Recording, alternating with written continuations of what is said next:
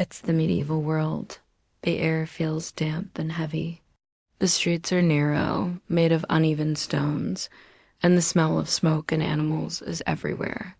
You hear distant church bells, the slow creak of a wooden cart, and the soft whisper of wind passing through crooked rooftops.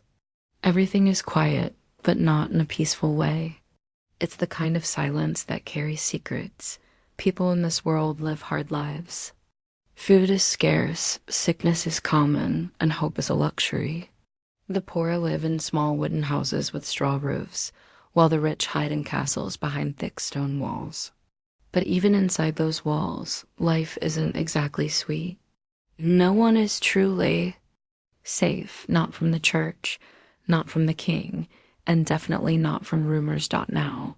In this gray and gloomy world, there's one person everyone fears, one figure who seems almost like a shadow.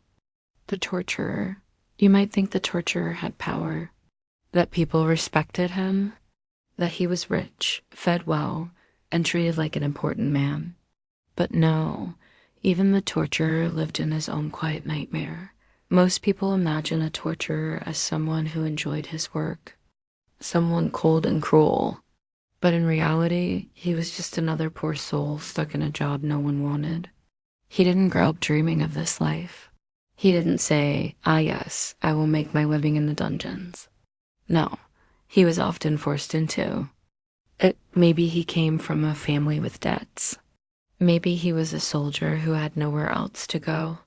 Or maybe he simply needed a job, and this was the only one that paid enough to keep bread on the table. His home was not in the center of the town. No one wanted him living nearby. Instead, he stayed in a small, lonely hut near the edge of the village, close to the dungeons. The air there always smelled of damp stone, old iron, and something worse that no one wanted to name. People avoided walking past his door. Children whispered about him like he was a monster in a bedtime story. Women crossed themselves when they saw him in the market. Even priests pretended he didn't exist. The torturer's day began early, before the sun fully rose. He had to check the dungeon, make sure the tools were still in place, clean what needed. To be cleaned, it was cold work. The dungeon never felt warm, no matter the season. Water dripped constantly from the ceiling. Rats scurried in the corners. Candles burned low, making long shadows on the walls. And here's the part no one really thinks about. The torturer didn't have friends. He couldn't join the villagers at the tavern for an evening drink. If he did, the entire room would go silent. He would sit there alone, pretending not to hear the whispers. People might need him for the dirty work, but they didn't want him near their lives. Even the people who hired him, the noblemen and judges, treated him like he was less than human. They would nod, give orders, and then turn their backs as if ashamed to even look at him. When he was paid, it was often in secret, like they didn't want anyone to see them exchanging coins. So, yes, he had a job. But it wasn't a good life. Torturer's hands were callous from using heavy tools, but they also shook at night. He couldn't sleep well. How could he? In the silence, he could still hear the echoes of screams. He could still see the faces of the people brought before him, begging for mercy. Whether they were guilty or innocent didn't matter. His orders were simple: do what you're told. And when he wasn't working, he lived with the fear that one day the same fate could be his. Power changed quickly in those days. A new ruler, a new priest, a new judge. And suddenly yesterday's torturer could become today's prisoner. Even his pay was nothing special. Yes, it was slightly better than what a farmer earned, but it wasn't enough to make him rich. It was just enough to survive. Enough to buy bread, maybe a bit of meat on rare days, but not enough to escape his role. He couldn't save money and leave. Who would hire a man with such a reputation? So he stayed, day after day, living on the edge of society, half feared and half forgotten. And here's the cruel twist while Everyone hated him, they also needed him. The same people who crossed the street to avoid his eyes were the same people who came running when they needed a confession extracted or a thief punished. They would call him a monster, but still use him like a tool. And deep down, maybe he hated himself too. So no. Being a medieval torturer was not some kind of powerful or glamorous role. It was lonely. It was dark. It was a life where you were never fully trusted, never truly safe, and never at peace. Imagine finishing a day's work in the dungeon. You climb the narrow stone steps, wipe your hands on a cloth, and step outside. Into the fading daylight, the villagers look away as you pass. No one greets you. No one offers you a smile. You walk home to your cold little hut, close the door, and sit in silence. The screams still echo in your ears. You light a candle. The wax drips slowly. You take a sip of thin ale and stare at the wall, and you wonder, how did my life end up here? That was the quiet nightmare of a medieval torturer. A man who was needed, but never wanted. A man who worked in shadows but lived under the weight of them too, and this is only the beginning of his story. Now, let's look closer at the kind of people who ended up as torturers. Because, believe it or not, no one actually wanted this job. There were no children in medieval villages saying, when I grow up, I want to work in a dungeon. It wasn't a dream. It wasn't an ambition. It was usually the last choice for someone who had nowhere else to go. Most torturers came from poor families. They were peasants who had spent their lives working the fields, breaking their backs just to survive. When bad harvests came, when debts piled up, when sickness took away their parents or siblings, they had no one left to help them.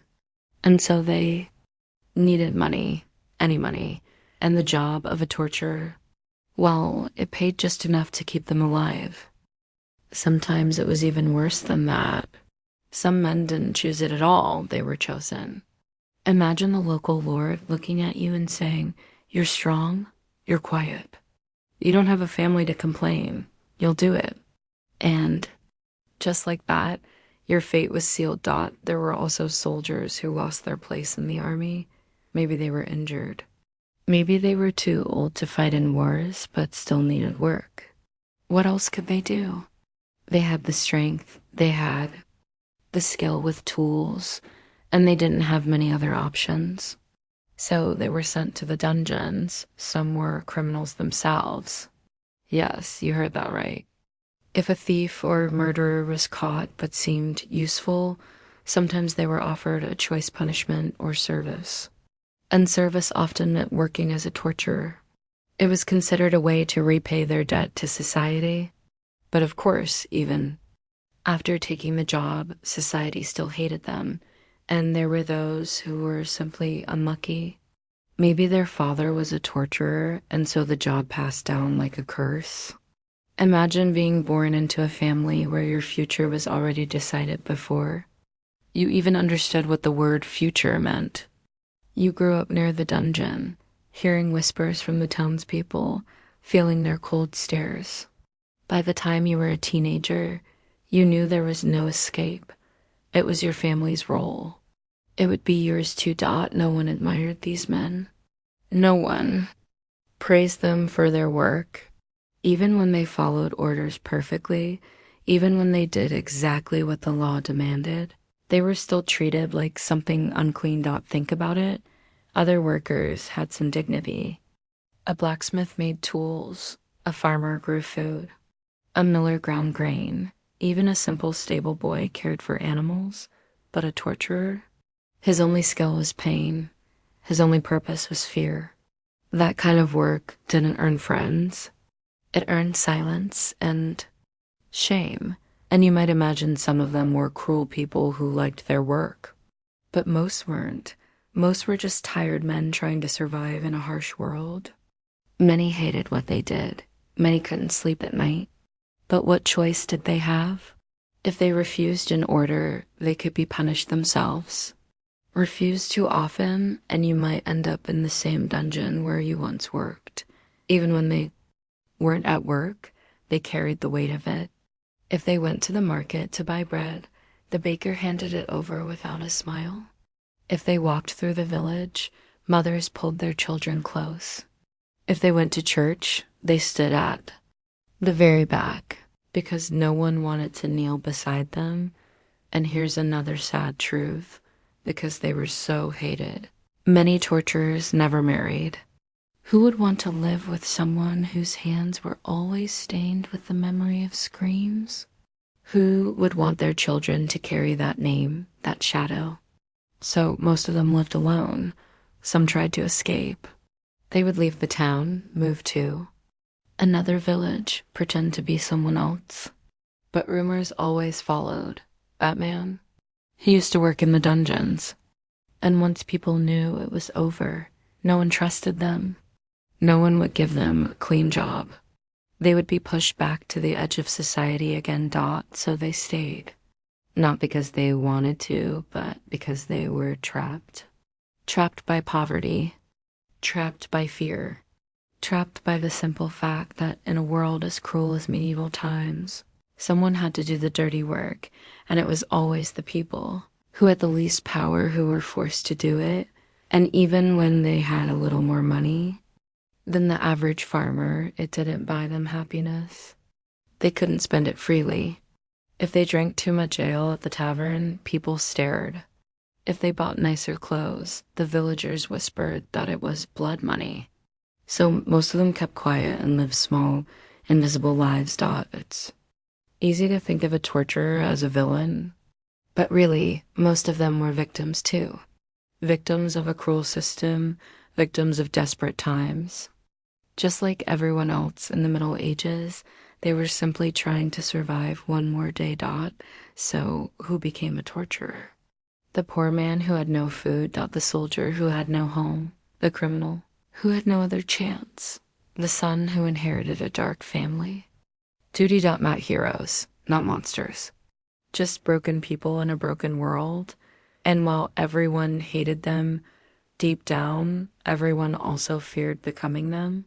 Because in medieval life, one bad harvest, one wrong turn, one lost war. And you too might find yourself standing in the dark, holding the keys to a dungeon you never wanted. So the torturer was not born cruel. He was made by the world around him, and that world was a quiet nightmare for everyone. Now let's step inside the so-called workplace of a medieval torturer. You might imagine a dark dungeon lit by flickering torches, the air heavy with silence and dread. And yes, that's pretty accurate. But the truth is, it was even less glorious than you might think. The torture chamber wasn't a grand, impressive room. It wasn't some neat, organized space with shiny tools hanging on clean walls. No, it was usually just a cold, damp room underground. The kind of place where the walls always felt wet, even in summer. Water dripped from the ceiling in slow, steady drops, making tiny puddles on the floor. The stones were rough, slimy in some corners, and covered with faint scratches from who knows what or who. The air smelled stale, a mix of old sweat, candle smoke, and something metallic that you probably wouldn't want to name. There were no windows. No fresh air, just the heavy scent of a place that never truly felt alive. And let's talk about the light. There wasn't much. A single torch on the wall, maybe a candle on a wooden table. The shadows stretched long, making the tools look even more terrifying than they already were. Sometimes the torchlight would flicker, making the whole room feel like it was breathing, like it had its own dark life. Yes, the tools. Everyone imagines them as polished, precise, and carefully crafted. But most of the time, they were crude and simple. Heavy iron chains, rusty cuffs, wooden racks with splintered edges, a chair with straps that creaked every time it moved. They weren't made to look scary, they just were. Because in those days, even simple things could cause great pain. And here's the funny part. If you can call it funny, The torturer didn't even own most of these tools. They belonged to the town or the lord. It was like a shared office space, except much less pleasant. And just like any workplace, things would break down. Chains would snap, racks would creak loose, candles would burn out. But instead of filing a repair request like in a normal job, the torturer just had to make do. Fix it with rope, patch it with old wood. Keep going. The floor was always uneven. If you stood too long, your legs would ache from the hard stone. In winter, it was freezing. Down there, your breath turned white in the cold air. Your fingers stiffened as you tried to hold the iron tools. In summer, it didn't get warm. It just stayed damp and sticky, like a cellar that never saw the sun, and there were rats. Of course there were rats. They ran along the edges of the room, disappearing into small holes. Sometimes you could hear them chewing on something in the dark. No one bothered to chase them away. Why would they? The chamber wasn't a place of care or comfort. It was a place of use. Now imagine working in such a place every day. You come in early, light the torch, and breathe in that stale, damp air. You stand on the cold floor, surrounded by shadows, with no sound except the slow drip of water. The tools hang silently on the walls, waiting. It's not a scene from some great drama. It's just boring and bleak. People from outside might have thought the torturer's chamber was powerful, even mysterious. But for the man who worked there, it was just another room. A sad, lonely room that he had to clean, maintain, and keep ready for. Orders. Yes, he cleaned it. He had to, because no one else wanted to go down there. He scrubbed the stone floor with rough cloths, wiped down the wooden racks, polished the cuffs until they at least looked usable. And of course, he had to take care of the torchlight. If the room went too dark, it made the job harder. If it was too bright, it made the place feel even less human. The chamber had no decorations. Why would it? There were no flowers, no paintings, no banners.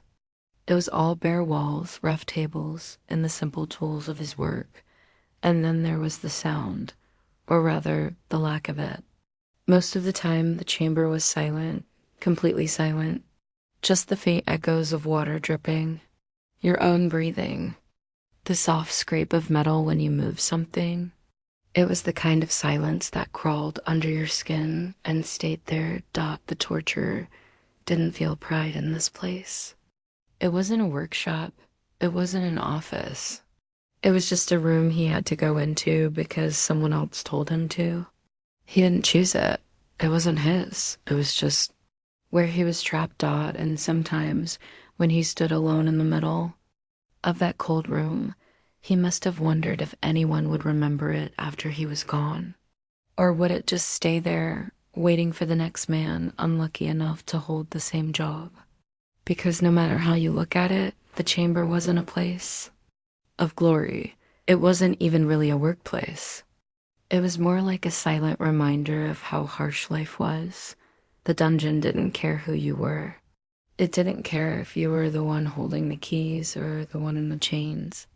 It swallowed everyone the same way, with damp walls, cold floors, an endless silence.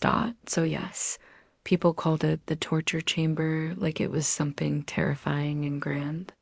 But in truth, it was just another sad, forgotten room in a sad, forgotten corner of the medieval world, a place where even the man in charge felt small. Let's talk about the money. Because you might think, well, if the job was so unpleasant, at least the pay must have been good.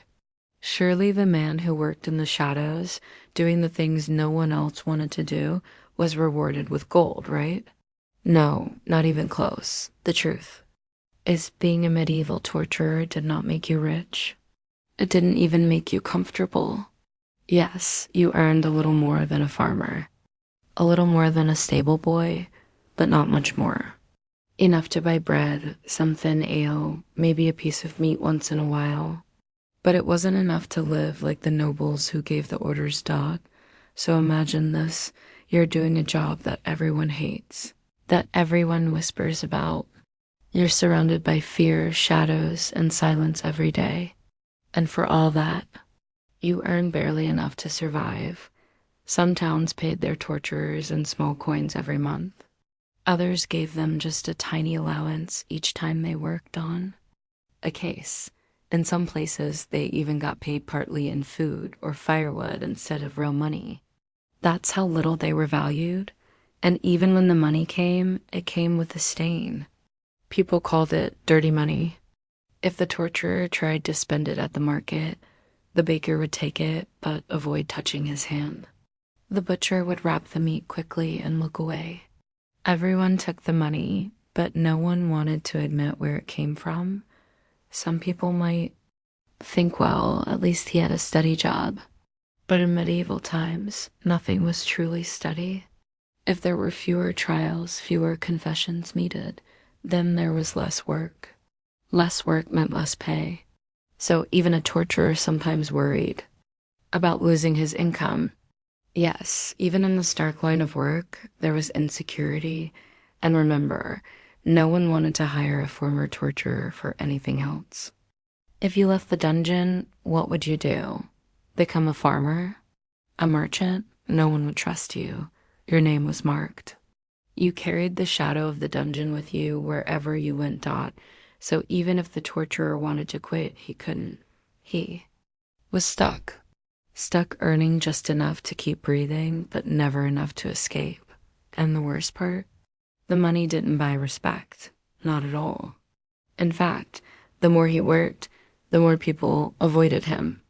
They saw his clothes and thought, that's the man who lives off pain. They saw his house and thought, that's where the darkness sleeps. It didn't matter if he was kind to animals. It didn't matter if he prayed in church. It didn't matter if he helped a neighbor carry water. People didn't see the man. They only saw the job. Even the ones who needed him treated him like something unpleasant. A judge might give him an order, nod politely, and then step back as if afraid to be too close. The nobleman who signed his pay gave him fewer words than they gave their hunting. Dogs thought, so what did the torturer do with his money? Not much.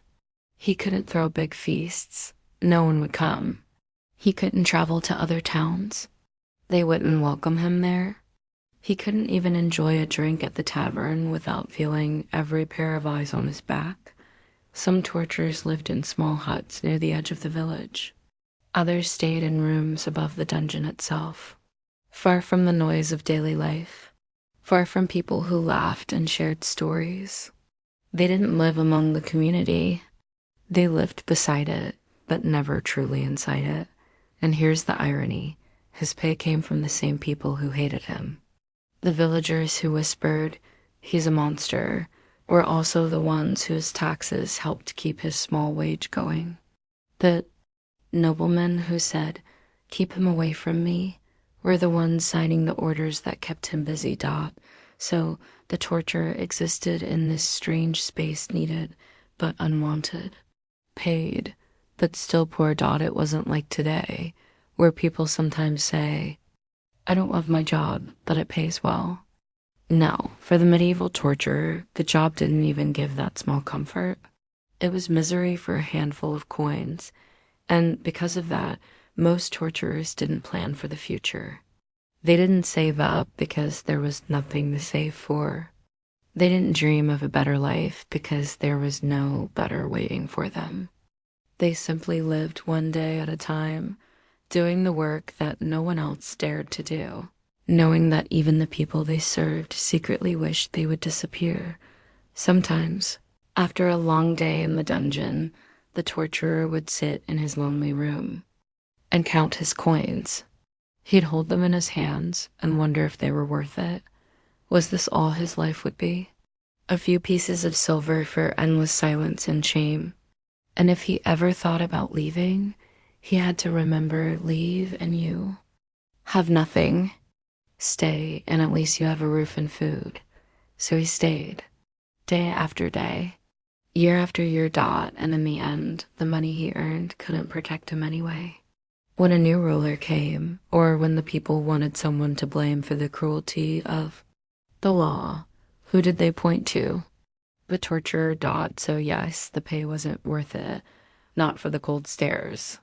Not for the lonely nights. Not for the endless feeling of being trapped in a job that stole your soul and gave you nothing in return. The torturer didn't live like a king. He didn't live like a villain. He just survived, barely Dot, and in the quiet of the medieval world. Survival was the cheapest reward of all. Now, let's step into the torturer's nights. You might think his days were hard, but the nights were worse, because during the day, at least there were orders to follow, tasks to keep his mind busy, chains to clean, torches to light, tools to repair. But at night, when the village grew quiet and the dungeon fell silent, there was nothing left to distract him. He would return to his small, lonely room. A single candle flickered weakly on the table. The walls were bare, the air heavy. He would sit on a rough wooden stool, eating a simple meal bread, maybe a bit of thin stew. There was no warmth, no laughter, no company. Just the sound of the wind outside and the creak of old wood Dot, and then, when he lay down to sleep, that's when the ghosts came. Not real ghosts, of course, but the memories, the faces, the voices. He saw the eyes of people brought into the dungeon, some wide with fear, some burning with anger, some already empty with hopelessness. He heard the echoes of their cries, soft at first, then louder, then fading into silence. And in the stillness of the night, those sounds felt closer than ever. He couldn't talk about it to anyone. Who would listen? Who would care? The villagers wouldn't even look at him. The priests avoided him. Even if he tried to confess his guilt, they would probably tell him it was his own fault for taking the job. So he kept it all inside Dot. Sometimes he dreamed of the dungeon. He saw himself standing there, holding the keys, but in the dream he couldn't move. The walls closed in, the torches went out, and then suddenly he was the one in the chair, the one with chains around his wrists. He would wake up sweating, his heart racing, even in the cold air of his hut. Other nights, he dreamed of the faces of the people he'd seen. Not just their faces as they were in the dungeon, but how they might have looked before. A farmer laughing with his family. A woman singing to her child. A boy running in the fields. And he wondered how many of them were even guilty. How many were just unlucky, and then came the guilt. A heavy, quiet guilt that didn't shout, but whispered endlessly, I did this. My hands did this. My silence allowed this, but what choice? Did he have? If he refused, he would become the next prisoner. If he quit, he would starve, so he stayed. And the guilt stayed with him. Sleep didn't bring rest. It brought more questions. What if his own fate changed one day? What if he became the one dragged down the stairs into the dark? He knew it could happen. He had seen it happen to others. One day you're holding the torch. The next day, someone else is holding it for you, Dot. So even when he wasn't haunted by guilt, he was haunted by fear. Fear of the future. Fear of the very tools he worked with. He knew them too well. He knew exactly how they felt, how they sounded, how they broke people down. And knowing that made the fear even sharper. On some nights, he would stay awake until dawn, sitting by the candle, staring at the wall. The wax dripped slowly, pooling on the table. His hands rested in his lap, still and heavy, like they didn't belong to him. He would listen to the silence of the village outside. Everyone else was sleeping peacefully, but not him. He couldn't. Even when he managed to close his eyes, his sleep was shallow. Any sound woke him, the crack of wood, the howl of the wind, a dog barking far away. He lived in a constant state of half-awareness, never fully at ease. And imagine the loneliness. He had no one beside him. No wife to comfort him. No friend to sit with. Even if he wanted companionship, who would want him? He carried the smell of the dungeon, the weight of his work. The villagers whispered that his very presence brought bad luck. So he stayed alone. Alone with his thoughts. Alone with the memories he wished he could forget. And sometimes, when the nightmares grew too heavy, he would light the candle again and walk outside. He would stand under the pale moonlight, looking at the empty road, the quiet houses, and he would wonder, did anyone else feel as trapped as he did? Did anyone else lie awake with this same hollow feeling? Probably not. So the torturer's nights were not restful. They were long, heavy, filled with silence that felt louder than any scream, and that's the part people never think about. They imagine the torturer as cruel, as cold, as someone without a soul, but in truth, many of them were just broken men. Haunted men. Men who couldn't escape the work they were forced to do, and couldn't escape their own minds either. When morning finally came, it didn't feel like relief. It just meant another day. Another trip down the stairs into the same dark chamber. Another day of doing what had to be done. And so the cycle continued. Work in the shadows by day, live with the shadows by night. The torturer survived. That he didn't live. Not really. In medieval towns, everyone had a place. The blacksmith worked by the forge, hammering iron. The baker filled the air with the smell of warm bread. The farmer came into the village market, hands rough from the fields. Even the beggar by the church steps was known, pitied, sometimes given a coin. But the torturer? He was different. People pretended he wasn't there. If he walked through the marketplace, people looked away. They turned their backs, moved to another stall, or suddenly found something very interesting on the ground. Mothers quietly pulled their children behind them. Fathers stepped aside, their faces stiff, pretending they didn't notice him. It wasn't that they didn't see him. They just didn't want to see him. It was as if looking at him too long might bring bad luck. Like he carried some invisible curse, and the strange thing is, these were the same people who needed him. They were the ones who came running to the judge, demanding justice when someone stole a chicken or whispered a dangerous rumor. They were the ones who believed the law kept them safe. But they didn't want to face the man who actually made that law real. So in public, he became a shadow. When he stepped into the tavern, the room went quiet. The laughter stopped. The man playing the lute in the corner slowed his tune, unsure what to do. A few people might nod politely, but no one invited him to sit at their table. No one raised a cup and said, "Join us." So most nights he didn't even bother going. Why would he? He knew the looks he would get, the whispers, the way people shifted away like he was carrying a disease. At church, it was the same. Everyone prayed under the same roof, but no one wanted to kneel beside him. Even the priest, who was supposed to welcome all souls, would sometimes hesitate before giving him a blessing. It wasn't fair, of course. He was just a man doing what the rulers ordered. But fairness didn't matter in the medieval world. Appearances mattered. Reputation mattered. And his reputation was the dark shadow that followed him everywhere. Even the simplest social moments were heavy. If he stopped by the well to get water, people stepped back, letting him take his turn alone. If he tried to buy food at the market, the seller would quickly hand it over, avoid his eyes, and serve the next customer in a rush. If he passed someone on the road, they would nod stiffly, maybe mumble a greeting, but they would never stop to talk, and there were no friendly visits. No one came knocking on his door just to share news or bring a loaf of bread. No neighbors dropped by to say hello. If someone stood near his house too long, people would wonder why. So he lived quietly. He learned how to make himself smaller. He walked with his hood low, his steps soft. He didn't linger in the marketplace. He didn't try to join in the festivals or dances. He didn't stand too close to the groups of gossiping villagers. He simply passed by, unnoticed if he was lucky, and yet, deep down, everyone did notice him. They just chose silence. It was easier to pretend he wasn't a person.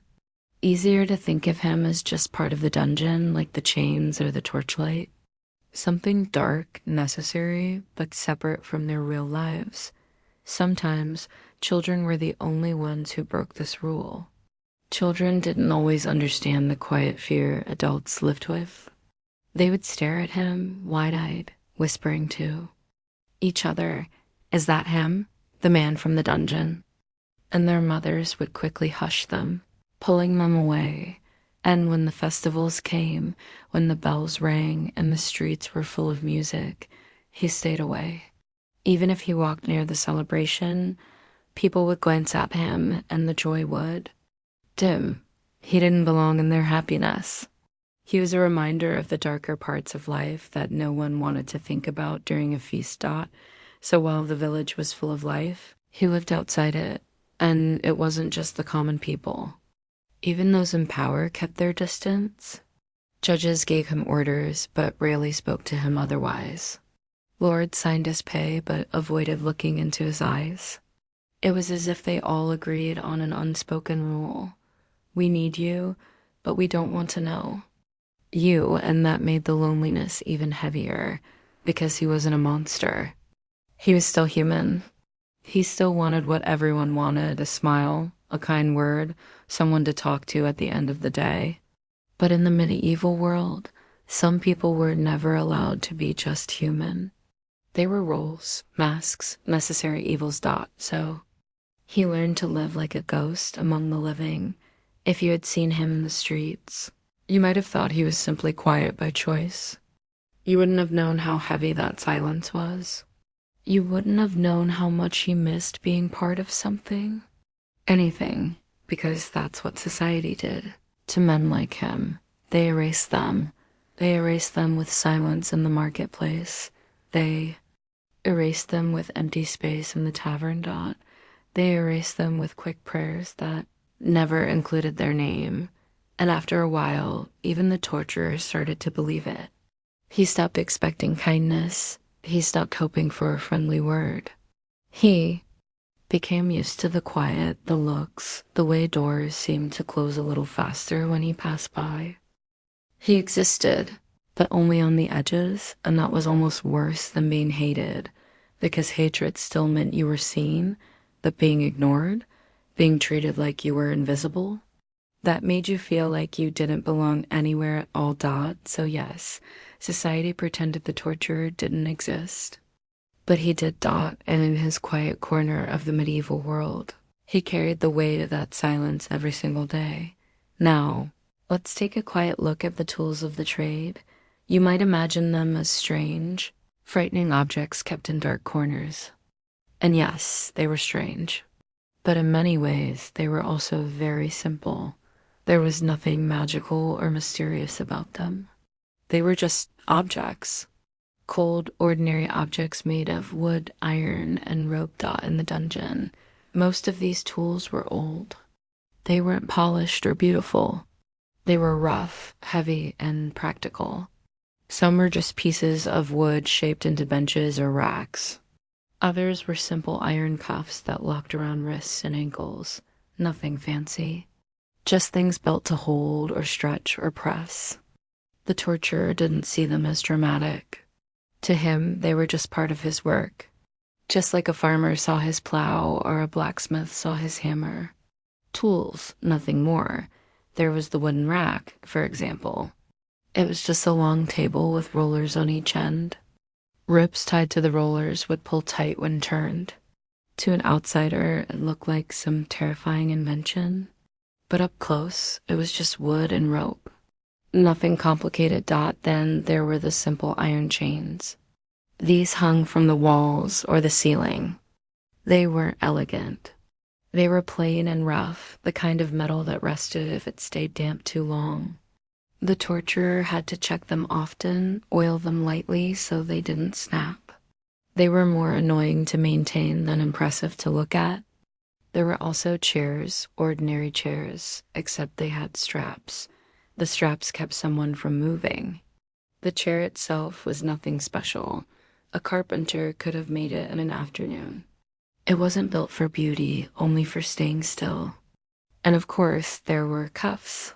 Small iron cuffs for wrists and ankles, heavy but simple. They made a dull clinking sound when you picked them up, like any piece of metal. Some towns had more unusual devices. A frame that bent the body in strange ways. A weight that pressed slowly down. But even those looked more awkward than frightening. When you saw them in daylight, the torturer didn't see these tools as powerful or magical. They were just part of his job. He cleaned them, repaired them, moved them when needed. They were like any worker's tools, sometimes stubborn, sometimes breaking at the wrong moment, always needing attention. He kept them in the dungeon, on a plain wooden shelf or hanging on iron hooks. There was no grand display, no neat rows like a workshop, just a small, disorganized collection that grew older and heavier with time, and most of the time the tools just sat there, quiet still, collecting dust. The dungeon wasn't busy every day. Weeks could pass without anyone being brought in, so the tools would wait, silent, like sleeping animals. When the torturer walked into the room, he didn't feel fear or pride looking at them. He probably felt nothing at all. To him, they were just objects, things to move, things to keep clean, things that belonged to someone else, really. They weren't even his. They were the town's, and when they wore out, they were replaced. A blacksmith would forge new iron cuffs. A carpenter would bring a new wooden bench.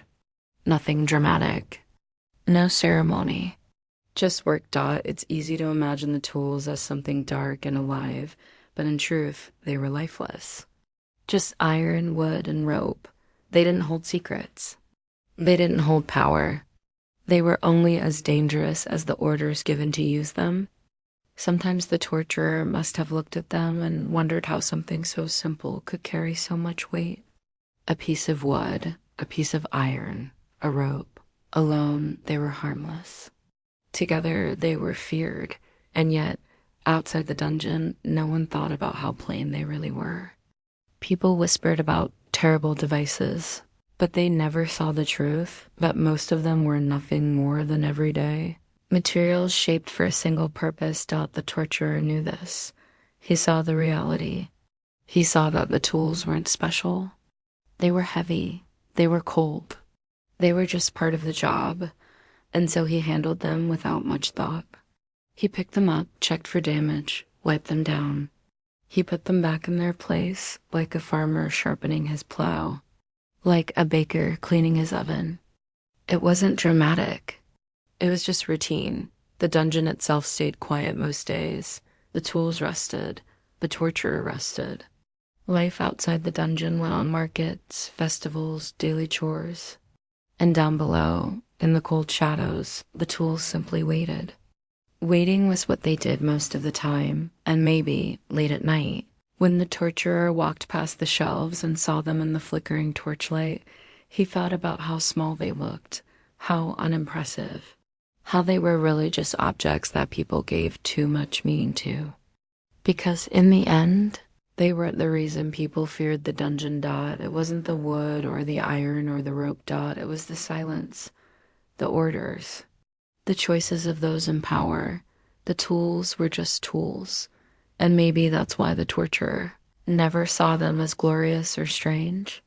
He saw them for what they really were: ordinary things, shaped by a cruel world into something people whispered about. So yes, the dungeon had its devices, but they weren't magical. They weren't mysterious. They were just plain, cold, and simple. And that's what made them even more unsettling. Power in the medieval world was never steady. One day, a lord ruled with a strong hand. The next day, he was gone, defeated in war, betrayed by family, or simply replaced by someone stronger. Priests rose and fell in favor. Judges changed. Kings lost their thrones. Nothing stayed the same for long, and when power changed hands, It often brought a wave of revenge. People who had been loyal to the old ruler suddenly became enemies of the new one. Soldiers who once guarded the castle now guarded the dungeon, and those who had served the old system faithfully found themselves on the wrong side of it. The torturer was no different. It didn't matter that he was only following orders. It didn't matter that he never decided who was guilty. He was simply the man who carried out what others demanded. But in the eyes of the new rulers, he was part of the old cruelty, and that made him a target. So many torturers, after years of serving the law, found themselves dragged into the same dungeon they once worked in. It was a strange, quiet twist of fate. Imagine it. One day, you're holding the keys to the chains. The next day, someone else is holding them for you. You know every stone in the floor. You know the smell of the room. You know the sound of the door closing. And now, for the first time, you're on the other side of it. He would sit in the same wooden chair where so many others had sat, his wrists locked in the same rough iron cuffs he once checked for damage. He would look at the same torchlight flickering on the walls, the same shadows. Except now, it was his turn to feel the silence. And that's the thing about medieval justice. It didn't ask questions. It didn't care about your reasons. If the new ruler wanted someone punished, it happened. Simple as that. Sometimes the torturer's fall came because of revenge. A nobleman's family might remember the face of the man who carried out their relative's sentence. A villager might finally feel brave enough to point a finger. And when the time was right, they would whisper to the new power, he was one of them. He served the old master. Other times it wasn't personal at all. It was just practical. The new ruler didn't trust the old torturer.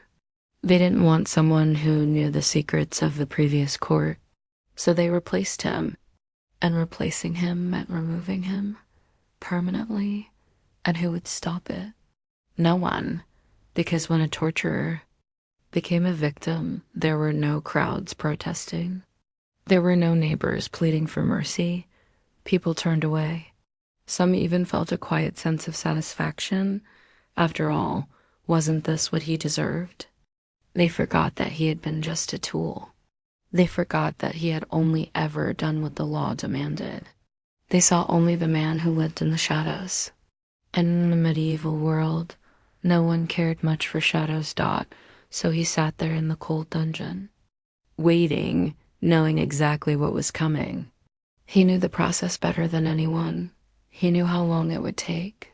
He knew what words would be said, what steps would follow, and maybe that was the worst part, because he didn't just fear it. He understood it. He knew how thin the ropes were. He knew how heavy the chains felt after hours. He knew how the mind wandered in the silence. He knew what happened when hope slowly faded, and sometimes the new torturer would be someone he had trained himself. A young man who had once watched him work, now standing over him, holding the same tools. The same eyes, now looking down instead. Of Updot, it was a strange circle. The dungeon didn't care who was in charge. The tools didn't care whose hands held them. The walls didn't care whose voice echoed inside. They saw everyone. The same way so many torturers ended their lives exactly where they had spent their days inside the cold stone room, under the dim torchlight, surrounded by silence. Some tried to run when power shifted. They packed what little they had and fled to another village, hoping no one would recognize them. But rumors traveled fast. Whispers followed them. And sooner or later, someone would come knocking. Others simply waited, knowing it was only a matter of time. And in that moment, when the door of the dungeon closed behind them, maybe they finally felt what so many before them had felt, the helplessness. The weight of being at the mercy of someone else's orders. It was a quiet reminder that in the medieval world, no one was truly safe, not the peasants in the fields, not the nobles in the castles, And not even the man who held the keys to the dungeon, Dot, because power was like a wheel. It kept turning. And one day, the person at the top would always find themselves at the bottom, Dot. So, yes, many torturers became victims, not because they were worse than anyone else, but because they were part of a system that had no loyalty, and when the world moved on without them, there was no one to remember their story. No one to say he was only doing what he had to. The dungeon took everyone in the end, and it didn't care which side of the door you once stood on. Justice in the medieval world was not what we imagine today. There were no fair trials, no careful judges weighing evidence, no lawyers speaking on behalf of the poor. Instead, justice was quick, rough, and often unfair. Many people who ended up in the dungeon weren't even guilty of anything. They were just unlucky.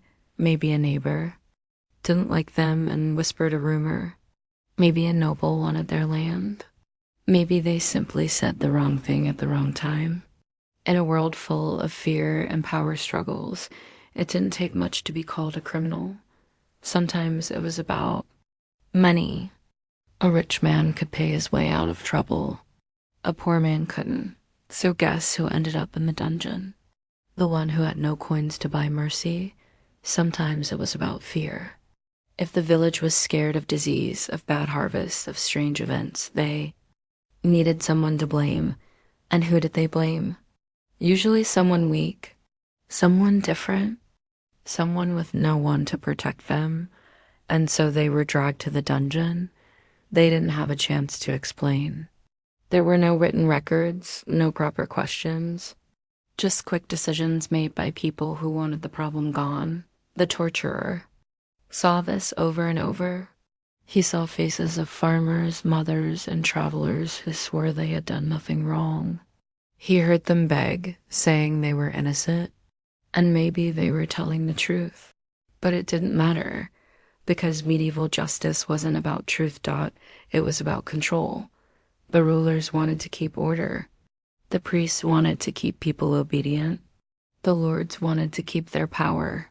And if that meant punishing a few innocent people to make an example, then so be it. Sometimes it was worse than unfair. It was random. Imagine a year of bad harvests. People were starving. The villagers grew restless, angry. They wanted someone to blame for the hunger. And then someone would whisper, "It's her fault. She cursed the fields." Or, "He's the reason our crops are dying." And just like that, a farmer or an old woman would be called a criminal. Sometimes even friendship or kindness couldn't save you. A man could have worked his whole life helping others. But if one jealous person spread a story, it was enough. In the medieval world, rumors were as powerful as laws. And once you were accused, the path was almost always the same. You were taken to the dungeon. You were told to confess. If you confessed, you were punished. If you didn't confess, they said you were lying and punished you anyway. So either way, you lost. And the saddest part, even the torturer knew it. He knew many of the people brought before him weren't guilty. He could see it in their faces, hear it in their voices, but he couldn't do anything. His job wasn't to ask questions. His job wasn't to find the truth. His job was simply to follow orders, and that's why the dungeon felt so heavy. Not just because of what happened there, but because so much of it was pointless. A traveler might be punished for a theft he didn't commit. A widow might lose her freedom because someone wanted her house. A farmer's son might end up in chains just because a noble wanted to show strength. And sometimes, even those in power admitted it quietly. They knew not everyone was guilty, but they said it was better to punish one innocent person than risk looking weak. In their minds, fear kept people in line, and fear was more important than justice. So people learned to keep quiet, to stay small, to avoid notice, but no one was truly safe. Because one day it could be your neighbor. The next day it could be you. The torturer understood this better than anyone. He saw the endless line of faces, some guilty, some not, but all treated the same. And maybe, deep inside, he wondered if his own turn would come, because if justice could fall on anyone, it could fall on him too. And so the medieval world kept spinning in its strange way, a place where justice wasn't about fairness. It was about power. The dungeon wasn't a place where truth was found. It was a place where decisions were carried out, and that's why so many innocent people ended their lives there. Not because they were bad, but because they were unlucky. So when you think of medieval justice, don't imagine balance or wisdom. Imagine fear. Imagine a world where silence was safer than honesty, where a whisper could destroy a life, where the law didn't protect, it only punished. That was the reality. And for the torturer, watching it all unfold day after day, it must have felt like living in a story that never changed. Story where no one really won. The life of a medieval torturer rarely ended with peace. There were no honors waiting for him, no warm farewells, no family gathered at his side to thank him for his years of work. When his time finally came, it was usually quiet, cold, and lonely. Most torturers died poor. Even though they worked for the law, their pay was small and irregular. They didn't have land like the farmers. They didn't have a trade like the blacksmith or the baker, and they didn't have savings. Every coin they earned was spent on simple food, candles, and a thin roof over their head. There was nothing left for the future. And when they grew old, their hands weak and their back tired, there was no pension, no help from the rulers they had served. They were simply replaced by a younger man. The old torturer was left to survive however he could, but who would hire him? No one wanted a former torturer working in their shop. No one trusted him to care for animals, or to till the fields, or even to sweep floors. People still saw him as the man from the dungeon, even if he hadn't stepped inside it for years. So he faded away quietly, often living in the same small, lonely hut where he had always been. And if he fell sick, few came to help. The villagers whispered that he was cursed. They said, "It's better to stay away." The priest might visit briefly, offer a quick prayer, and then leave, glad to be gone. When he died, there were no crowds at his funeral. Sometimes there wasn't even a funeral. The body was taken out quietly and buried in the edge of the churchyard, in a spot no one cared about. There were no candles lit for his soul. No one spoke his name again. He was simply forgotten. And if he was remembered at all, it wasn't with kindness. Children in the village grew up hearing scary stories about the man from the dungeon. Adults still whispered he was cruel, even if they never really knew him. No one told the truth that he was just a man trapped in a job he couldn't escape. It was easier to paint him as a villain than to admit the whole system was unfair. So his memory became a shadow. A warning. No one said he was lonely. No one said he had no choice. They just said he was the torturer and left it at that. And in the end, that's what the medieval world did to people like him. It used them when it needed them, then erased them when they were no longer useful. Some torturers did try to leave something behind. A letter, a small carving, a message scratched into the wood of their hut. Maybe they hoped someone would one day read it and understand. But most of those things were lost, burned, or simply ignored. Because no one wanted to remember their story. Maybe in his final days, the torturer thought about all the faces he had seen. The faces of the people who passed through the dungeon. The faces of the villagers who avoided his eyes. The faces of the rulers who gave him orders but never thanked him. He might have wondered if anyone would even notice when he was gone. The truth? Probably not, because the medieval world was too busy surviving to care. The seasons turned. The fields needed tending. The rulers still fought their endless battles. And the village went on with its life as if the man in the little hut had never existed.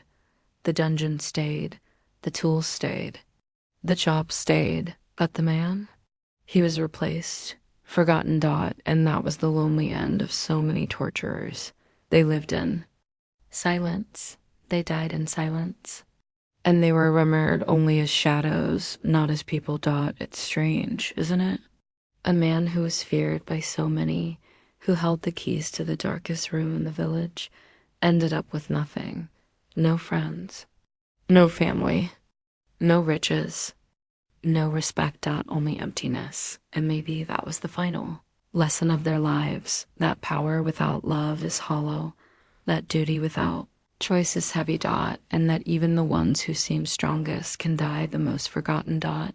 So the torturer's story ends where it began, in a quiet corner of a medieval world, alone. Dot. So now we've reached the end of this quiet journey into the life of a medieval torturer.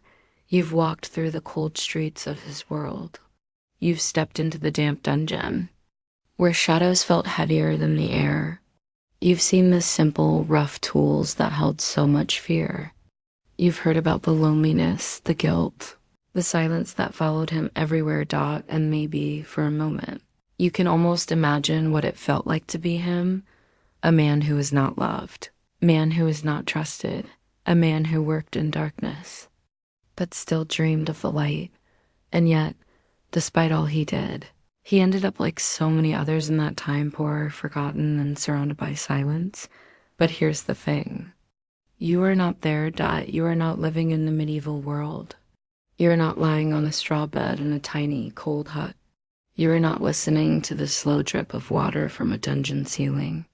You are not surrounded by people who would pretend you didn't exist. You are here. Dot. Safe. Dot. In your own time, in your own space. Dot. Think about the bed you're in now. It's soft, warm, and clean. There are no rats scratching in the corners, no cold wind seeping through cracks in the walls, no echo of distant bells calling you to a harsh day of survival. You have light that doesn't flicker. You have quiet that doesn't feel heavy. And above all, you have the freedom to simply close your eyes without fear of what tomorrow will bring. The medieval torturer didn't have that. Dot. When he lay down at night, his mind was full of whispers, of faces, of shadows he could never escape. His sleep was restless. His mornings were heavy. And every day, he stepped back into a world that didn't want him, but needed him all the same. You don't have to carry that weight. You don't have to worry that power will shift tomorrow and drag you into a dungeon. You don't have to fear that a rumor could erase your life. You don't have to live with the silence of a society that turns away from you. You are free to simply breathe. And as you breathe now, slowly, gently, feel the difference. Feel the softness beneath you, the stillness of the room around you, the quiet hum of a world that is far kinder than the one we've just visited. The torturer's world was made of shadows. Yours is not. Dot. So let those heavy thoughts drift away. Let the cold dungeon fade into nothing. Let the echoing footsteps disappear. Let the rough stone walls crumble in your mind. And instead, think of the present moment.